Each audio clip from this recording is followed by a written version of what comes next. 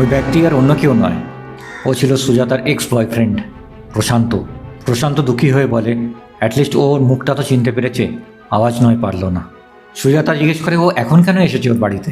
এখন ও বিবাহিত। ও বলে ওর হাজব্যান্ড যদি সব জেনে যায় তাহলে খুব বাজে ব্যাপার হয়ে যাবে। প্রশান্ত বলে এইসব ব্যাপার পরে কথা হবে, আগে ওর প্রশ্নের উত্তর চাই।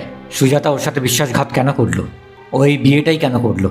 সুজাতা ওর গার্লফ্রেন্ড ছিল, যার জন্য ও বাইরে গেছিল টাকা কামাতে, যাতে ওরা বিয়ে করে খুশি খুশি জীবন কাটাতে পারে। আর এর মধ্যে সুজাতা কেন বিয়ে করে নিল, সে কথা কেন রাখলো না? ব্যাপারটা এমন ছিল তাদের তো ব্রেকআপও হয়নি।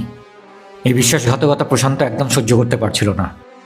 প্রশান্ত জিজ্ঞেস করে এটা কীরকম ভালোবাসা, যেখানে প্রশান্ত রোজগার করতে সুজাতার জন্য বাইরে গেছিল, তার মধ্যে ও টাকার জন্য অন্য কাউকে বিয়ে করে নিল। সুজাতা বলে একদম ঠিক, এটাই সত্যি, ও টাকার জন্যই এই বিয়েটা করেছে। ও প্রশান্তকে অনেক বাজেভাবে কথা শোনায় আর বলে ও একটা ভিখারি, ও জীবনে কিচ্ছুই করতে পারেনি, অনেক বড় বড় প্রমিসেস করেছিল কিন্তু সবই ব্যর্থ। আর প্রশান্ত ওকে কী জীবনই বা দিত। আর রেগে বলে ও যা করেছে ঠিক করেছে, প্রশান্ত ডিজার্ভ করে। প্রশান্ত বলে যদি এটাই সত্যি, আজকের দিনে তার কাছে যত টাকা আছে সেটা তার হাজব্যান্ডের থেকেও অনেক বেশি। চেঁচিয়ে বলে চলে যায় সে টাকা দেখাতে। সুজাতা চুপচাপ দাঁড়িয়ে অপেক্ষা করতে থাকে, এরপর কি হবে।